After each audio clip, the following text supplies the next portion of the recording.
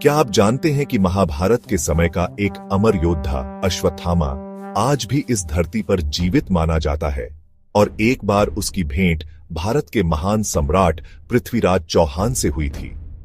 यह कहानी एक ऐसे रहस्य की है जो इतिहास और कल्पना के बीच का अद्भुत संगम है। अश्वत्थामा महाभारत के एक अमूल्य योद्धा और गुरु द्रोणाचार्य के पुत्र, उन्हें 7 चिरंजीवियों में गिना जाता है। कहा जाता है कि उनका जीवन एक श्राप के साथ जुड़ा हुआ है जो उन्हें अमर बनाता है लेकिन शांति से वंचित रखता है। उनके माथे पर गहरा घाव है जो कभी नहीं भरता। ये उन दिव्यास्त्रों का प्रभाव है जिनका उन्होंने महाभारत के युद्ध में प्रयोग किया था।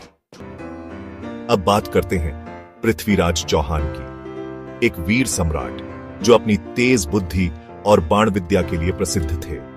उनका एक और शक्तिशाली पहलू था, उन्हें जड़ी बूटियों और प्राचीन औषधियों का गहरा ज्ञान था। कहा जाता है कि इस ज्ञान से उन्होंने कई लोगों की जान बचाई। एक बार की बात है, पृथ्वीराज चौहान एक घने जंगल से गुजर रहे थे जब उनकी मुलाकात एक अजीब व्यक्ति से हुई। उसके कपड़े फटे हुए थे, शरीर घावों से भरा हुआ था और उसके माथे से खून रिस रहा था। यह व्यक्ति और कोई नहीं बल्कि अश्वत्थामा थे।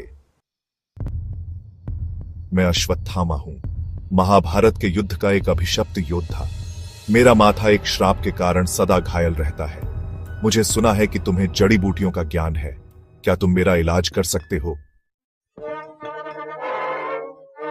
पृथ्वीराज चौहान ने अपने जड़ी बूटियों के ज्ञान का प्रयोग किया और अश्वत्थामा के माथे के घाव को ठीक करने की कोशिश की, लेकिन यह आसान काम नहीं था। उनका घाव उनके श्राप के कारण कभी पूरी तरह ठीक नहीं हो सका।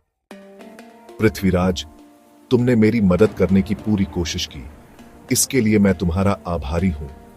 बदले में मैं तुम्हें बाण चलाने की एक विशेष कला सिखाता हूं जो तुम्हारे शत्रुओं को हराने में तुम्हारी मदद करेगी। कहा जाता है कि किहान को बाण चलाने की एक विशेष कला सिखाई जो उनकी युद्ध कौशल में एक नया अध्याय थी। इस कला का उन्होंने अपने शत्रुओं के सामने कई बार प्रदर्शन किया। कहा जाता है कि इसी बाण कला के प्रभाव से पृथ्वीराज चौहान ने अपनी आंखों की रोशनी न होते हुए भी मोहम्मद गौरी का वध किया था। इस अद्वितीय कौशल के कारण ही इस बाण को शब्द भेदी बाण कहा जाता है। यह किस्सा इतिहास और लोक कथाओं का एक अद्भुत मिश्रण है। अश्वत्थामा और पृथ्वीराज चौहान की यह रहस्यमयी मुलाकात आज भी लोगों के लिए एक रोमांचक पहेली है। क्या यह सच था या सिर्फ एक कथा?